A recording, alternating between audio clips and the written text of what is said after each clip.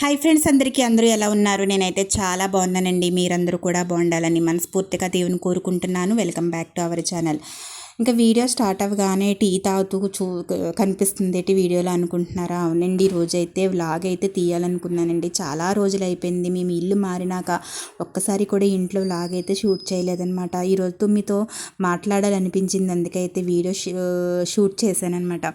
ఇంకా ఉదయం 5:15 లేచానండి. ఉరుకుల పరుగులతో ఇంకా ఉదయం హడావడి అలా ఉంటుంది. ఇంకా వీళ్ళు వెళ్ళిపోయినాక నా డైలీ రొటీన్ ఎలా ఉంటుంది అన్నది ఈ వీడియోలో షేర్ చేస్తున్నాను. ఇంకా వాళ్ళంతా వెళ్ళిపోయినాక ఒక 10 నిమిషాలు రిలాక్స్ అవ్వి ఇంకా మళ్ళీ కిచెన్లోకి వచ్చానండి. ఈరోజు అయితే మాది లంచ్కి అయితే పప్పు టమాటా చేశాను. ఒక్క కూరే వండుతానండి. పప్పు సాంబార్ చేసిన రోజు వడియాలు అప్పడాలు అలాగే ఏదో ఒకటి చేస్తానమాట. ఇక్కడ నేను ఇడ్లీ పిండి కొంచెమే ఉంది, దాంతో అయితే బోండాలు చేశాను అనమాట. అందులో కొంచెం గోధుమ పిండి వేసి బోండాలు చేశాను. ఇంక ఇది రైస్ అనమాట. ఇంక నాకు టిఫిన్ అయితే ఈరోజు ఉంచుకోలేదంటే వాళ్ళ వరకే చేశాను అనమాట. ఎందుకంటే ఈరోజు సంకష్టహర చతుర్దశి అలాగే మండే కూడా అండి, గుడికి వెళ్ళాలి. ఇంకా ఈరోజంతా ఉపవాసం అనమాట. ఇంకా టీ కాఫీ లేదంటే అంబలు తాగుతానండి ఒక గ్లాస్, ఇంక అంతే అనమాట. ఈరోజు సాయంత్రం వ్రతం చేసుకున్నాకే భోజనం చేస్తాను. ఇంకా గిన్నెలన్నీ కూడా ఖాళీ చేసుకొని ఇక్కడ వేసుకొని కాఫీ తాగడానికి వెళ్ళాను. కాఫీ తాగేసి వచ్చాక గిన్నెలు అయితే తోమేసుకుంటున్నాను. పనామె లేదండి నాకు, నా పని నేనే చేసుకుంటున్నాను అనమాట. ఇంకొక విషయం ఏంటంటే మీతో కొన్ని విషయాలు మాట్లాడాలనుకుంటున్నానండి.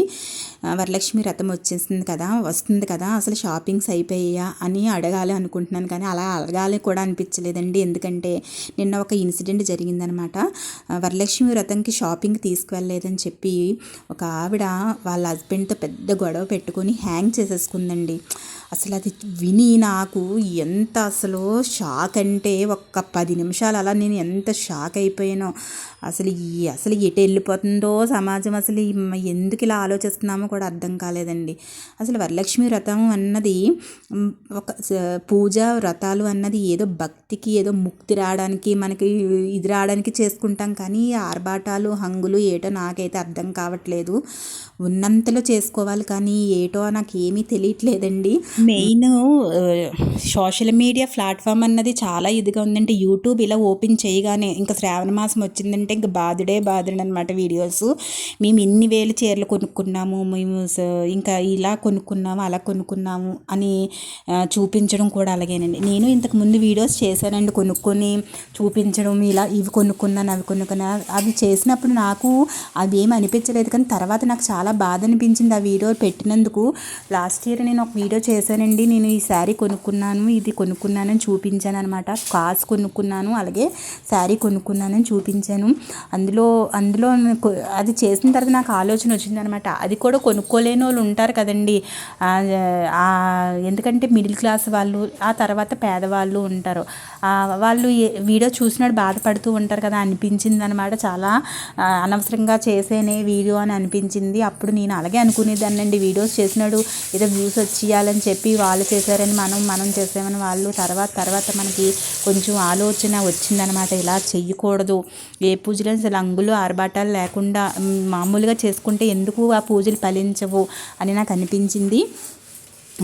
ఇంకా వరలక్ష్మి వ్రతం అన్నది ఏదో ముక్తికి, అలాగే మన ఇల్లంతా బాగుండాలని, మన భర్తతోని పిల్లలతోని ఇంట్లో సుఖశాంతులు కలగాలని ఏ ఆడవాళ్ళన్నా వ్రతం చేసుకుంటారో, అలాగే సౌభాగ్యంగా ఉండాలని చేసుకుంటారో.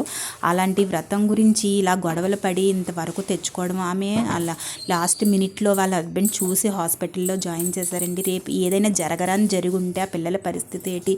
2 పిల్లలు ఉన్నారు. వరలక్ష్మి వ్రతం పేరుతో బంగారం కొనుక్కోవడం తప్పు అని నేను అనలేదు లేదండి, ఎందుకంటే ఉన్నవాళ్ళు కొనుక్కోవచ్చు. ఎందుకంటే ఆ బంగారం రేపు ఎప్పుడైనా మనకు అవసరాలు ఉంటే ఆదుకుంటుంది ఆ బంగారమే. అలాగే నేను వరలక్ష్మి వ్రతం వరలక్ష్మి వ్రతానికి నేను చాలాసార్లు బంగారం కొనుక్కున్నాను. ఎలా అంటే స్కీమ్ కట్టుకొని 11 నెలలు అయిపోయిన తర్వాత మా హస్బెండ్ని అడిగేదాన్ని అనమాట, కొంచెం డబ్బులు తక్కువ వస్తున్నాయి ఇస్తారా, మీ దగ్గర ఉన్నాయా అంటే. అప్పుడు మా పిల్లలిద్దరు చిన్నపిల్లలు కాబట్టి వాళ్ళ స్కూల్ ఫీజులు ఏమీ లేవు కాబట్టి కొంచెం మనీ ఏదైనా సేవ్ చేసుకొని బంగారం కొనుక్కునేదాన్ని. అలా కొనుక్కున్న బంగారం ఈరోజు మేము కొనుక్కునేటప్పుడు ఉపయోగపడిందండి. 13 లక్షలకి మేము బ్యాంకులో పెట్టాము. ఈరోజు నా దగ్గర తాడు మాత్రమే ఉంది.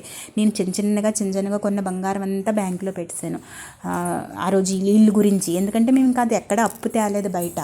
ఇంకా మనకి బంగారం ఉంది కాబట్టి ధైర్యం అనమాట. అలా కొనుక్కోవడం తప్పేమీ లేదండి. కాకపోతే అది ఎప్పుడు మన దగ్గర డబ్బులు ఉన్నటప్పుడు మనం సేవ్ చేసుకున్న డబ్బులతో కొనుక్కోవడం తప్పు లేదు. కానీ ఇంట్లో మగవాళ్ళు ఇబ్బంది పెట్టేసి వరలక్ష్మి వ్రతానికి ఎలాగైనా పెట్టియాలని చెప్పి వాళ్ళతో గొడవ పెట్టేసుకొని ఇలా చేయడం అయితే తప్పు అనిపిస్తుందండి. చాలా చాలా తప్పు.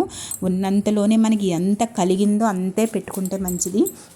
మా అమ్మ నాకు ఊహ తెలిసిన తర్వాత అర్ధన ఎత్తు కాసుకునేదండి. అప్పుడు యూట్యూబ్లు కూడా లేవండి.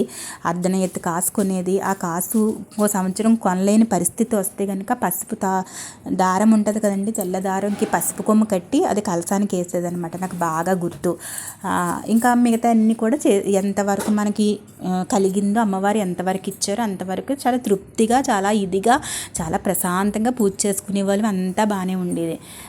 ఇంకా తర్వాత ఇంక యూట్యూబ్ వచ్చిన తర్వాత ఒకళ్ళ మించి ఒకరు. ఇంకా సీరియల్ యాక్టర్స్ అయితే మరీ ఘోరం అండి. యూట్యూబ్ ఇంకా ఇలా ఓపెన్ చేయడం భయం అనమాట. మేము ఇన్ని వేలు కొనుక్కున్నాము, అన్ని వేలు కొనుక్కున్నాము, మేము ఇలా పెట్టేసుకున్నాము, అలా పెట్టుకున్నాము, రిటర్న్ గిఫ్ట్స్ ఇవి ఇచ్చాము, అవి ఇచ్చాము, తాంబూలాలు ఇవి పెట్టాము, అవి పెట్టాము, అవన్నీ కూడా వేస్ట్ అండి. నిజంగా చెప్తున్నాను. నేను అలాగే అనుకునేదాన్ని. వీడియోలు చూసి ఇలాగే చెయ్యాలేమో, ఇలా చేస్తేనే పూజలు ఫలిస్తాయేమో అని అనుకునేదాన్ని. అదంతా కాదు. మనకి కలిగినంతలో చాలా తృప్తిగా, చాలా ప్రశాంతంగా చేసుకోవచ్చు. ఇంకా తాంబూలంలో అంటారా, ఇంకా బ్లౌజ్ పీస్ అయితే నేను ఇచ్చేదాన్ని అండి. కానీ ఈ సంవత్సరం అది కూడా ఇవ్వాలి అనుకోవట్లేదు. మా అమ్మ వాళ్ళు అప్పుడు ఎలాగిచ్చారో అలాగే ఈ సంవత్సరం ఇద్దాం అనుకుంటున్నాను. అలాగే అరటిపళ్ళు, ఆకు, వక్క, శనగలు, ఇది తాంబూలం. నిజంగా ఇలాగే ఇచ్చేవారండి. ఇప్పుడు బ్లౌజ్ పీసులు ఇచ్చేదాన్ని నేను. తర్వాత నాకు లాస్ట్ ఇయర్ అనిపించింది, ఈ బ్లౌజ్ పీస్ మనం ఇస్తున్నాం కానీ వాళ్ళు యూజ్ చేయరు, ఎందుకు వేస్టే కదండి. ఒక 50 రూపాయలు పెట్టి ఒక బ్లౌజ్ పీస్ కొన్నాము, 11 మందికి ఇస్తే ఎంత అవుతుంది చెప్పండి, అది వేస్టే కదా మనీ. అప్పుడు ఈ సారి అయితే నేను అలాగే అనుకున్నాను అనమాట. నాకు ఉన్నంతలోనే చేసుకోవాలనుకున్నాను. ఇంకా అలా నిన్న ఈ విషయం వినగానే నాకు అసలు చాలా బాధ వేసింది అనమాట. ఉన్నంతలోనే చేసుకోవాలండి. వరలక్ష్మి వ్రతం అన్నది మన సౌభాగ్యం కోసం, ఇంట్లో ఇది కోసం చేసుకుంటాము. అంతేకాని ఇలా గొడవలతోని, అలాగే లేదంటే అసలు కొనకపోతే ఒప్పుకోనని చెప్పి ఇది కొనాలా అది కొనాలా అలిసిపోయి తిరిగేసి లాస్ట్కి పూజ ప్రశాంతంగా చేసుకోలేకపోతున్నారు ఎవరును. ఇంకా తాంబూలాలు అయితే నేను అలాగే ఇద్దాం అనుకుంటున్నానండి. ఉన్నంతలోనే చాలా ఇదిగా చేసుకుందాం అందరమని. చాలా ఉన్నవాళ్ళు ఉన్నట్టుగా చేసుకుంటారు, లేని వాళ్ళు లేనట్టుగా చేసుకుంటారండి. పేదవాళ్ళు వాళ్ళకి కలిగిందే చేసుకుంటారు. ఏదో ఒక చిన్న నైవేద్యం పెట్టుకుంటారు, దీపం వెలిగించుకుంటారు, ఒక ధూపం వేస్తారు అమ్మవారికి, నాకు ఇంతే ఇచ్చేవి తల్లి అని దండం పెట్టుకుంటారు. ఇంకా మిడిల్ క్లాస్ వాళ్ళంటే ఇంకో కొంచెం ఎక్కువ చేసుకుంటారు, ఎందుకంటే ఎవరికి కలిగింది అంతేకాని ఇందులో ఏది చేసినా సరే భక్తిగా చేసింది ఇది ఉంటుంది. కానీ అంగులు ఆరబాటాలు అమ్మవారికి ఏం అవసరం లేదు. నాకు అలా అనిపించిందండి. మీ అందరికీ కూడా అందుకే షేర్ చేసుకోవాలనిపించి నేను ఈ వీడియో అయితే చేస్తున్నాను. ఇంతకుముందు కూడా నేను చాలా వీడియోలు చేశాను. ఇవి కొనుక్కున్నాను, అవి కొనుక్కున్నాను చూపించినాడు. తర్వాత నాకు రియలైజ్ అయ్యానమాట. ఎందుకంటే అందరూ చూస్తారు, మిడిల్ క్లాస్ వాళ్ళు చూస్తారు, ఏవి లేని వాళ్ళు చూస్తారు. వాళ్ళు బాధపడతారు కదా, మేము కొనుక్కున్నాము అవి కొనుక్కున్నాను చూపిస్తే వ్యూస్ కోసమో, లేదంటే మనకి షేర్స్ కోసమో, లేదంటే యూట్యూబ్ నుంచి మనీ వచ్చేస్తుందనో, రకరకాల ఇదితో సక్సెస్ అయిపోవాలనో ఏదోటి కారణం ఉండి మనం పెట్టే ఉంటాము. ఇంకా అలాంటి వీడియోస్ కూడా చేయకూడదని అనిపించింది. ఎందుకంటే అంత దారుణంగా ఉంది సోషల్ మీడియా. ఈ సోషల్ మీడియా ప్లాట్ఫామ్ అన్నది అసలు ఈ టెక్నాలజీ పెరిగిందని, ఇంకా అన్నీ మనకు తెలుస్తుందని ఆనందపడాలో, ఈ యూట్యూబ్ వల్ల ఎన్ని జీవితాలు నాశనం అయిపోతుందని బాధపడాలో కూడా నాకైతే అర్థం కాలేదన్నమాట. అదండి ఆ విషయం అయితే మీతో మాట్లాడాలనుకుంటున్నాం. అందరికీ చెప్తున్నాను, అందరు అక్క చెల్లెళ్ళకి ఉన్నంతలోనే వరలక్ష్మి వ్రతం చేసుకుందాము. మన పెద్దవాళ్ళు అప్పుడు ఎలా చేసుకున్నారో అలాగే చేసుకుందాము, అలాగే ఫాలో అవుదాము. ఏమంటారు ఫ్రెండ్స్, నిజమా కదా చెప్పండి. ఇంకా పూజల విషయానికి వస్తే కనుక నేను నండూరి శ్రీనివాసరావు గారి యూట్యూబ్ ఛానల్ అయితే ఎక్కువ ఫాలో అవుతానండి. అందులో ఎలాంటి హంగులు ఆర్భాటాలు ఉండవు ఆయన చెప్పిన పూజల్లో. నేను అన్నీ చేసుకున్నాను. నాకు చేసుకున్న తర్వాత నాకు కోరికలు తీరడం పక్కన పెడితే మనశ్శాంతి అన్నది నాకు లభించిందండి. అందుకే నేను చేసుకున్న వ్రతాలు మీకు ఎవరైనా చేసుకుంటారేమో, ఒక్కలైనా అయినా చేసుకోవచ్చు అని చెప్పి నేను షేర్ చేస్తున్నాను అంతే తప్ప ఇందులో ఎలాంటి ఇది లేదనమాట. ఆయన పూజలు అన్నది నేను సప్త శనివారాలు వ్రతం చేశానండి ఆయన ఛానల్లో చూసి. అలాగే సంకష్టహర చతుర్దశి కూడా నేను ఇప్పుడు చేస్తున్న వ్రతం కూడా ఆయన ఛానల్లోనే చేశాను. ఆయన చెప్పినట్టే PDF ఇస్తారండి, అది చదువుకుంటూనే వ్రతం చేశాను. అలాగే 16 సోమవారాల వ్రతం కూడా చేశాను.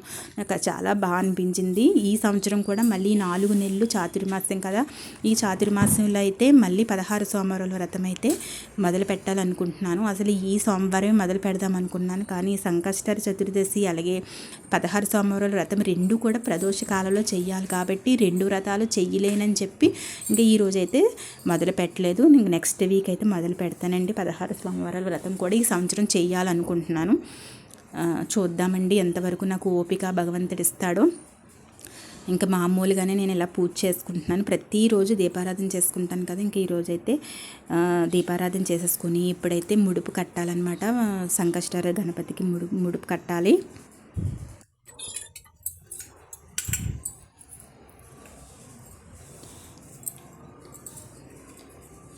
ఎవరైనా 16 సోమవారాల వ్రతం చేసుకున్న వాళ్ళు ఉంటే మాత్రం ఈ 4 నెలల్లోనూ మొదలు పెట్టండి. చాలా మంచిది చేసుకుంటే. అంటే నాకు అనిపించింది మీకు చెప్తున్నానండి.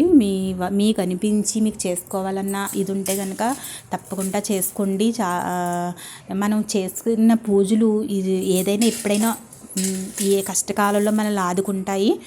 మనం ఏవీ చేయలేదు కదండి, కనీసం మనకి ఏ కోరికలు లేకపోయినా మనశ్శాంతి కోసమైనా సరే చేసుకుంటే అది ఎప్పుడోకప్పుడు మనకి తోడు అవుతాయి, మనకి ఒక దారి చూపిస్తాయని నా నమ్మకం అంతేనండి. అదే చెప్పాలనుకుంటున్నాను. ఇంకా ముడుపు కట్టేసానండి. ముడుపు కట్టేసి ఇంకా గణపతి దగ్గర పెట్టేసి 21 ప్రదక్షిణలు అయితే చేసుకుంటున్నాను అనమాట.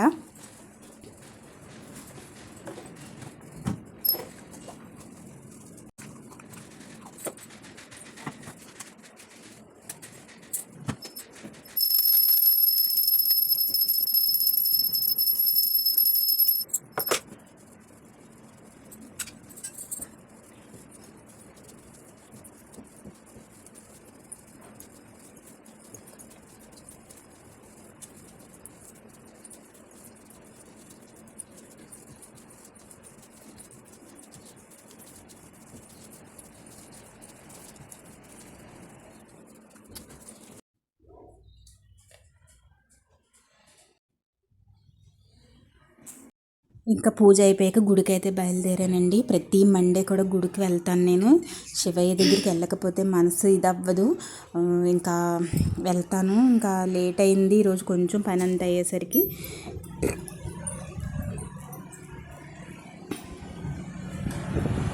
అభిషేకానికి అయితే కొంచెం పాలు తీసుకున్నానండి. ఇంకంతే పువ్వులు, అగరొత్తులు, పాలు, ఒక అరటిపండు, ఇంకంతే గుడికి తీసుకెళ్తున్నాను. గుడికి అయితే వచ్చేసానండి. మాకు కొంచెం దగ్గరలోనే గుడి ఉంటుంది అనమాట. ఇంకా శివయ్యని ఇంకా అభిషేకం చేసుకుంటే ఇప్పుడు ఆరతి టైం అండి. ఇంకా నేను వచ్చిన 10 నిమిషాల తర్వాత ఆపేశారనమాట. ఇంకా గుళ్ళో కూర్చొని ఆ శివయ్య వైపు చూస్తే ఏదో తెలియని ఆనందం అనమాట. ఇంకా నాకు ఏ బాధ ఉన్నా సరే ఇలా గుడికి వచ్చినప్పుడు మా నాన్నతో చెప్పుకున్నట్టే అలా చెప్పుకుంటూ కళ్ళంతా నీళ్ళు వచ్చేస్తాయండి. నాకు ఏ బాధ ఉన్నా సరే ఇంకా అలా కొద్దిసేపు అలా చెప్పుకొని బయటకు వచ్చేసరికి మనసు అంతా తేలికైపోతుంది. ఇంకా గుడి నుంచి అయితే ఇంటికి వచ్చేసాను. ఇంటికి వచ్చేసి అలాగే మధ్యలో పెట్రోల్కి అలాగే గరికి తేడానికి వెళ్ళానండి. కొంచెం లేట్ అయిందనమాట. గరికి తెచ్చేసాను. సాయంత్రం పూజకి అంబలు చేసుకున్నానండి. కొంచెం నీరసం అనిపిస్తుంది. మళ్ళీ మా బాబుని తీసుకురావడానికి వెళ్ళాలి. ఇంకా ఇదండి ఈరోజు వీడియో అనమాట. గరిక చాలా బాగుందండి. అక్కడ పొలాల దగ్గరికి వెళ్ళి తెచ్చానమాట. ఇంకా పూజలో పెడదామని చెప్పి ఇంకెక్కడ దొరకదు ఇక్కడ. అటు పెట్రోల్ వేయించడానికి వెళ్ళి తెచ్చానమాట. ఇంకా లాస్ట్లో అయితే ఈరోజు పూజదైతే యాడ్ చేశానండి. Thank you for watching.